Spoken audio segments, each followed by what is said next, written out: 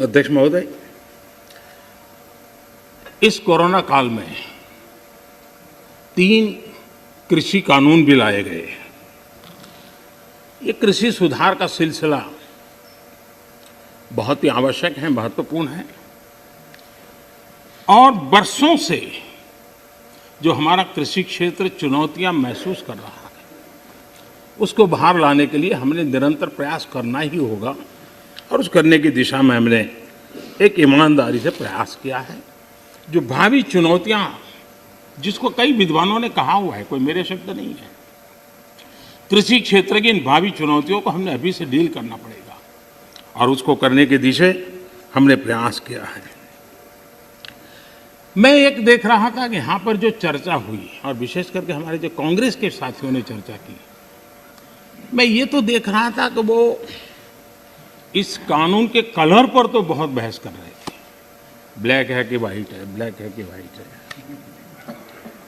अच्छा होता उसके कंटेंट पर चर्चा करते, अच्छा होता उसके इंटेंट पर चर्चा करते, ताकि देश के किसानों को भी सही चीज पहुंच सकती थी। और मुझे विश्वास है, दादा ने भी भाषण किया और मुझे लगता है कि दादा तो बहुत अभ्यास करके आए होंगे, बहुत अच्छी बात बताएंगे, लेकिन वो ज़्यादातर प्रधानमंत्री और उनके साथी बंगाल में यात्रा क्यों कर रहे हैं, कैसे कर रहे हैं, कहाँ जा रहे हैं, उसी में लगे रहे। तो दादा के ज्ञान से हम इस बार वंचित रह गए। खैर, चुनाव के बाद अगर आपके पास मौका होगा तो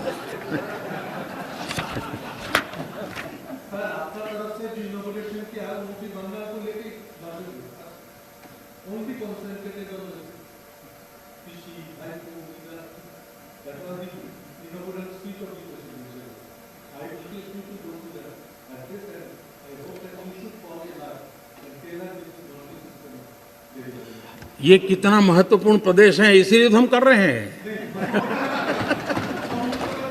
हाँ, आप लोगों ने इसको इतना पीछे छोड़ दिया, हम तो इसको प्रमुखता देना चाहते हैं।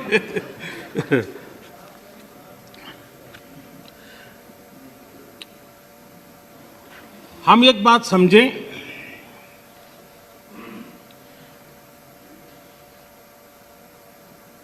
जहां तक आंदोलन का सवाल है, दिल्ली के बाहर हमारे जो किसान भाई बहन बैठे हैं, जो भी गलत धारणाएं बनाई गई, जो अफवाहें फैला गई, उसके शिकार हुए हैं। लेकिन मेरा पूरा भाषण बोलने के बाद सब कीजिए, आपको मौका मिला था।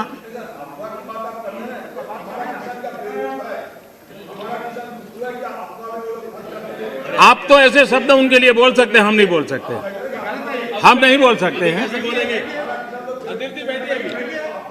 श्रीमान किसान हमारे कैलाश चौधरी जी ने और हमारे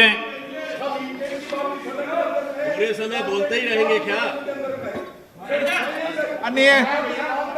माननीय, आपको पर्याप्त समय, पर्याप्त अवसर दिया था, आपने पूरी बात कही, उस समय किसी ने टोका टोकी नहीं की। प्लीज आप मत। माननीय प्रधानमंत्री, माननीय अधीर रंजन जी, प्लीज।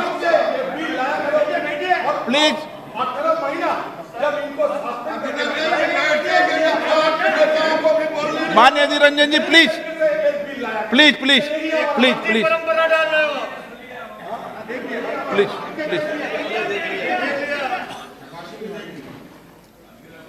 देखिए, मैं कितनी सेवा करता हूँ आपकी।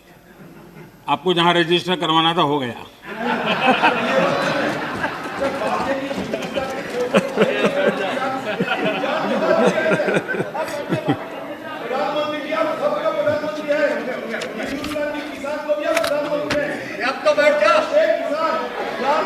माननीय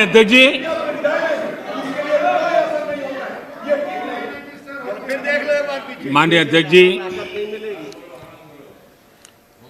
आंदोलन कर रहे सभी किसान साथियों की भावनाओं का ये सदन भी और ये सरकार भी आदर करती हैं, आदर करती रहेगी।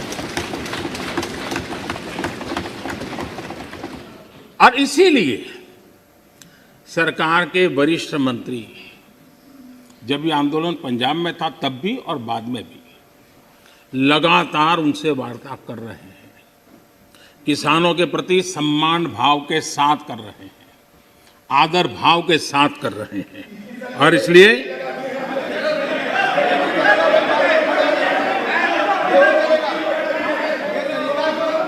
आपने 30 मिनट, 1 मिनट,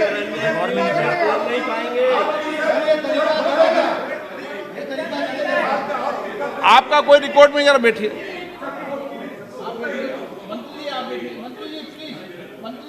अधीर बाबू कुछ कहना है तो और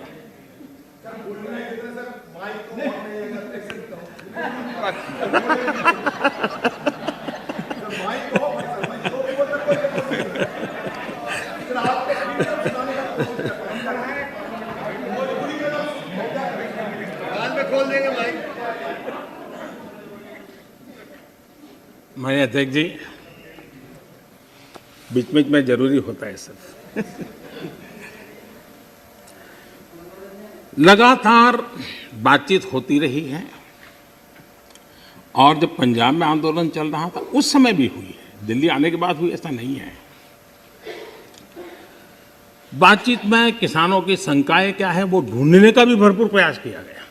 उनसे लगातार कहा गया कि भाई अपन एक एक मुद्दे पर चर्चा करें, और नरेंद्र सिंह जी तोमर ने इस विषय में विस्तार से बताया भी है राज्यसभा में। तो क्लोज बाय क्लोज चर्चा करने के लिए भी तो कहा, और हम मानते हैं कि अगर इसमें कोई कमी हो और सचमुच में किसान का नुकसान करते उसमें बदल करने में क्या जाता है जी।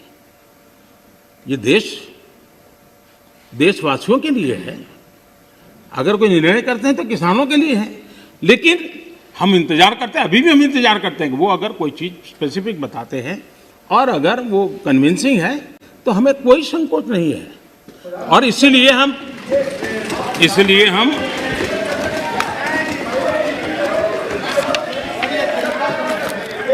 जब शुरू में जब वो पंजाब में थे, आपने अपनी बात कह चुके हैं।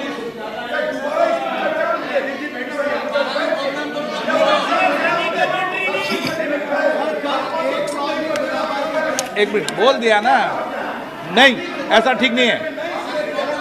आपको पर्याप्त समय पर्याप्त अवसर मैंने दिया था, किसी ने टोका टोकी नहीं की थी। नहीं माननीय सुरेश जी प्लीज बैठिए, प्लीज। नो, ये तरीका नहीं है, नहीं, no.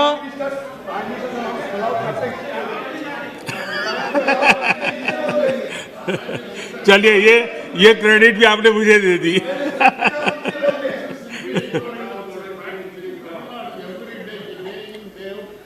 Mister Balu please, please.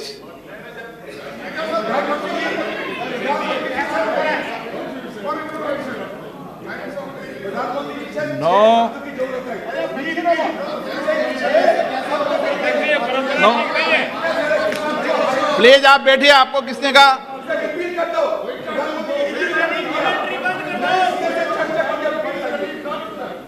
TR Balu ji please, please please please, आपको मैं पर्याप्त समय पर्याप्त अवसर देता हूं। Please please sit down.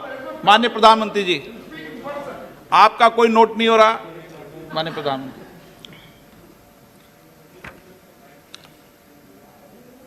ये ऑर्डिनेंस के द्वारा ये तीनों कानून लागू किए गए थे, बाद में पार्लियामेंट में भी पारित हुए। कानून लागू होने के बाद न देश में कोई मंडी बंद हुई है, कानून लागू होने के बाद न कहीं एमएसपी बंद हुआ है। ये सच्चाई है जिसको हम छुपा करके बातें करते हैं, इसका कोई मतलब नहीं है। इतना ही नहीं, एमएसपी की खरीदी भी बढ़ी है और ये कानून नए बनने के बाद बढ़ी है। और इसलिए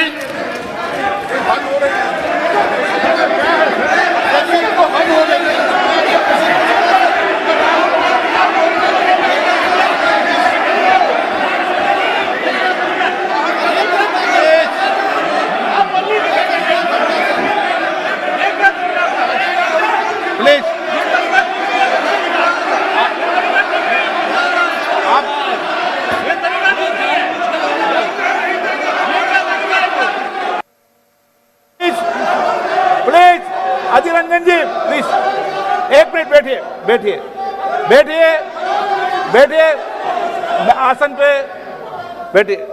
माननीय सदस्यगण, मैंने इस विषय पर आपको सभी माननीय सदस्यों को पर्याप्त समय पर्याप्त अवसर दिया था। जब कोई भी प्रतिपक्ष का माननीय नेता या सदस्य बोलता था तो मैंने सभी से कहा कि सब बात ध्यान से सुने, किसी को टोका टोकी नहीं करे। और रात्रि को 1 बजे तक जब तक सदन में अंतिम वक्ता था मैंने पर्याप्त समय दिया है। मेरा आपसे आग्रह है, माननीय प्रधानमंत्री जी अपनी बात कह रहे हैं, आपने अपनी बात कह चुके हैं, उनका जवाब माननीय प्रधानमंत्री जी दे रहे हैं। माननीय प्रधानमंत्री से आग्रह करूंगा अपनी बात।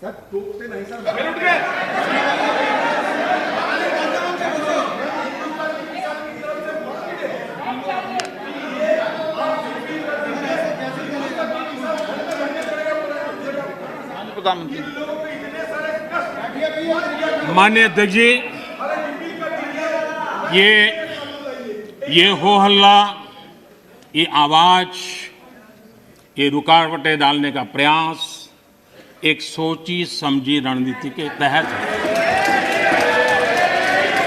और सोची समझी रणनीति ये है कि जो झूठ फैलाया है, जो अफवाहें फैलाई हैं, उसका पर्दाफाश हो जाएगा, सत्य वहां पहुंच जाएगा तो उनका टिकना भारी हो जाएगा। और इसलिए हो हल्ला करते रहो, जैसा बाहर करते हैं वैसा अंदर भी करते रहो, यही खेल चलता रहा है। लेकिन इससे कभी भी आप लोगों का विश्वास नहीं जीत पाओगे, मान के चलो। माननीय अध्यक्ष जी, ऑर्डिनेंस के बाद और पार्लियामेंट में कानून बनने के बाद किसी भी किसान से मैं पूछना चाहता हूं कि पहले जो हक उनके पास थे, जो व्यवस्थाएं उनके पास थी, उसमें से कुछ भी इस नए कानून ने छीन लिया है क्या? इसकी चर्चा, उसका जवाब कोई देता नहीं है। सब कुछ वैसा का वैसा वो है पुराना। क्या हुआ है? एक अतिरिक्त विकल्प व्यवस्था मिली है, वो भी क्या कंपलसरी है? किसी कानून का विरोध तो तब मायना रखता है कि जब वो कंपलसरी हो। ये तो ऑप्शनल है। आपको मर्जी पड़े यहां जाना है जाइए, आपको मर्जी पड़े वहां नहीं जाना है वहां जाइए, जहां ज्यादा फायदा हो वहां किसान चला जाए, ये व्यवस्था की गई है। और इसलिए प्लीज अधीर रंजन जी, अब ज्यादा हो रहा है। अधीर रंजन जी प्लीज, अब ज्यादा हो रहा है, अब ज्यादा हो रहा है। मैं आपका रिस्पेक्ट करने वाला इंसान हूं और मैंने पहले कह दिया, आपने जितना किया, जहां रजिस्टर होना हो गया। और बंगाल में भी टीएमसी से ज्यादा पब्लिसिटी आपको मिल जाएगी। बाबा क्यों इतना है? हाँ दादा, देखो मैं बता दिया, चिंता मत करो, मैंने बता दिया।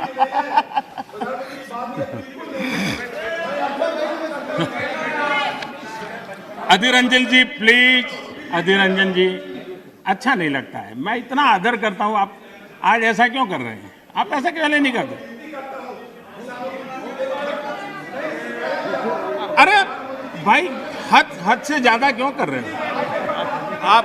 प्लीज अधीर रंजन जी प्लीज, माननीय सदस्य दादा प्लीज। ये नए कानून अध्यक्ष जी किसी भी के लिए बंधन करता नहीं है। ऐसे कानून है, उनके लिए ऑप्शन है, और जहां ऑप्शन है वहां विरोध के लिए कोई कारण ही नहीं बनता है। हां, ऐसा कोई कानून जो ऐसे थोप दिया हो, उसके लिए विरोध का कारण बनता है। और इसलिए मैं कहता हूं लोगों को, और मैं देख रहा हूं आंदोलन का एक नया तरीका है। क्या तरीका है? आंदोलनकारी जो होते हैं वो ऐसे तरीके नहीं अपनाते। आंदोलनजीवी होते हैं वो ऐसे तरीके अपनाते हैं, और वो कहते हैं ऐसा हुआ तो ऐसा होगा, ऐसा होगा तो ऐसा होगा, ऐसा होगा तो ऐसा होगा। अरे भाई, जो कुछ हुआ ही नहीं, जो होना नहीं है, उसका भय पैदा कर करके, और पिछले कई सालों से लगातार सुप्रीम कोर्ट का एक जजमेंट आ जाए, कोई निर्णय नहीं हुआ है, और एकदम से तूफान खड़ा कर दिया जाए, आग लगा दी जाए देश में। ये जो तौर तरीके हैं, उन तौर तरीके जो भी लोकतंत्र में विश्वास करते हैं, जो भी अहिंसा में विश्वास करते हैं, उन सब के लिए चिंता का विषय होना चाहिए। ये सरकार की चिंता का नहीं, देश की चिंता का विषय होना चाहिए।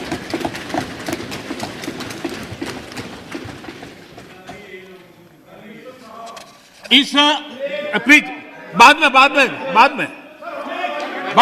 में समय मिलेगा आपको। नो, माननीय अध्यक्ष जी, प्लीज, ये तरीका ठीक नहीं। माननीय अध्यक्ष जी, आप समझ,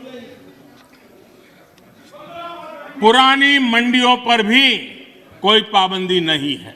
इतना ही नहीं, इस बजट में इन मंडियों को आधुनिक बनाने के लिए, उनके इंफ्रास्ट्रक्चर को सुधारने के लिए और बजट की व्यवस्था की गई है। और उस बजट के माध्यम से माननीय अध्यक्ष जी, ये जो हमारे निर्णय हैं, प्लीज, वो सर्वजन हिताय, सर्वजन सुखाय की भावना के साथ लिए गए। आप माननीय नेता हैं, अध्यक्ष जी, आप ऐसा क्या करते हैं? आप सीनियर व्यक्ति हैं, प्लीज प्लीज बैठे। माननीय अध्यक्ष जी, इस सदन के साथी भली भांति इस बात को समझते हैं, लेकिन कांग्रेस और कुछ दलों ने बड़े जोर शोर से बातें अपनी कही, लेकिन जिन बातों को लेकर के उनको कहना चाहिए कि भाई ये नहीं, ये अपेक्षा ये होती है कि उन्होंने इतना स्टडी करके आना है। इतना ही नहीं, जो लोग ये कहते हैं, हाँ, मैं हैरान हूं, पहली बार एक नया तर्क आया इस सदन में कि भाई हमने मांगा नहीं था तो दिया क्यों? हमने मांगा नहीं तो दिया क्यों? पहली बात है कि लेना न लेना आपकी मर्जी है, किसी ने किसी के गले मड़ा नहीं है, ऑप्शनल है, एक व्यवस्था है। और देश बहुत बड़ा है, हिंदुस्तान के कुछ कोनों में इसका लाभ होगा, हो सकता है किसी एक आध कोने में न भी हो, लेकिन ये कंपलसरी नहीं है। और इसलिए मांगा और दिए का मतलब नहीं होता है। लेकिन मैं फिर भी कहना चाहता हूं, इस देश में माननीय अध्यक्ष जी, दहेज का कानून, दहेज के खिलाफ कानून बने, ये इस देश में कभी किसी ने मांग नहीं की थी, फिर भी देश की प्रगति के लिए कानून बना था। माननीय अध्यक्ष जी, ट्रिपल तलाक, इसके खिलाफ कानून बने, ये किसी ने मांग नहीं की थी, लेकिन प्रगतिशील समाज के लिए आवश्यक है, इसलिए कानून हमने बनाए हैं। हमारे यहां बाल विवाह पर रोक, किसी ने मांग नहीं की थी कानून बनाओ, फिर भी कानून बने थे, क्योंकि एक प्रगतिशील समाज के लिए आवश्यक होता है। शादी की उम्र बढ़ाने के निर्णय किसी ने मांग नहीं की थी, लेकिन प्रगतिशील विचार के साथ वो निर्णय बदलने पड़ते हैं। बेटियों को संपत्ति में अधिकार किसी ने मांग नहीं की थी, लेकिन एक प्रगतिशील समाज के लिए आवश्यक होता है, तब जाकर के कानून बनाया जाता है। शिक्षा को अधिकार देने की बात किसी ने मांग नहीं की थी, लेकिन समाज के लिए आवश्यक होता है, बदलाव के लिए आवश्यक होता है, तो कानून बनते हैं।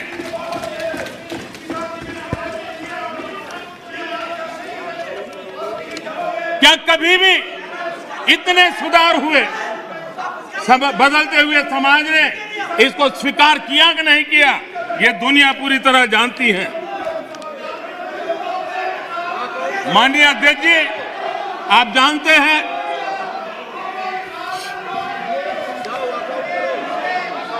उन्होंने पर्याप्त समय, पर्याप्त अवसर दिया है बोलने का, ये तरीका ठीक नहीं है आपका।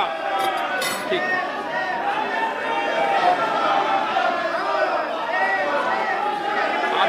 आप दे दीजिए, ध्यान दीजिए।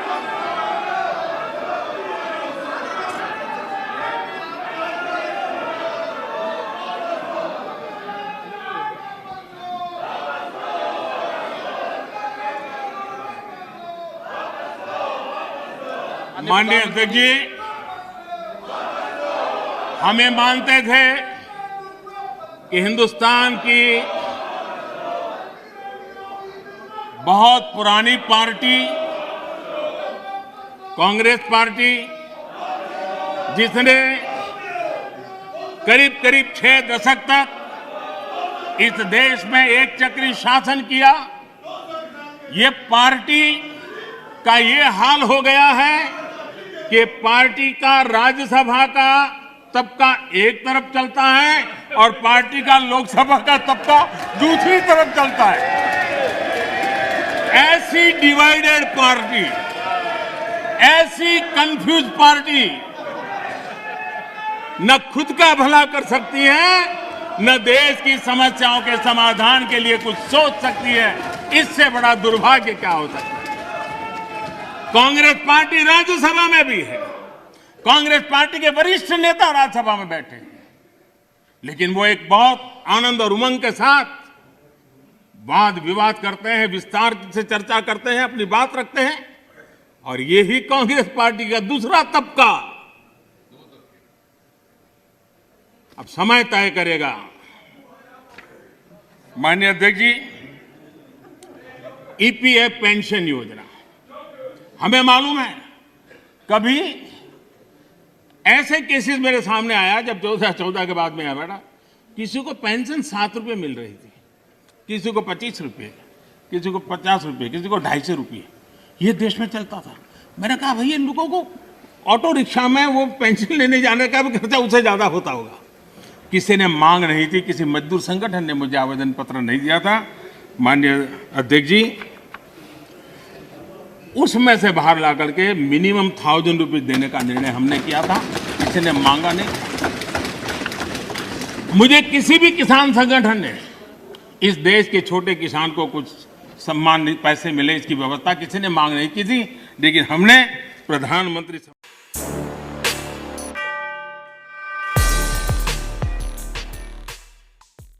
ट्विटर पर किस बात पर हो रही है बहस? मोदी ने कौन सा बड़ा ऐलान कर दिया? इंस्टाग्राम पर क्या फैला है? क्रिकेट जगत में किसने छुड़ाए किसके छक्के? राजनीति में क्या हो रही है उठापटक? किसने किस पर कसा तंज? अब इन सब की जानकारी मिलेगी एक ही जगह पर। जी हाँ, सब्सक्राइब करके द हिंदुस्तान मिरर को और पाएं डेली न्यूज, राजनीतिक उठापटक, क्रिकेट की खबरें और भी बहुत कुछ, सिर्फ और सिर्फ द हिंदुस्तान मिरर। तो अभी स्क्रीन पर दिख रहे रेड बटन को दबाकर जुड़ जाए द हिंदुस्तान मिरर के साथ। धन्यवाद।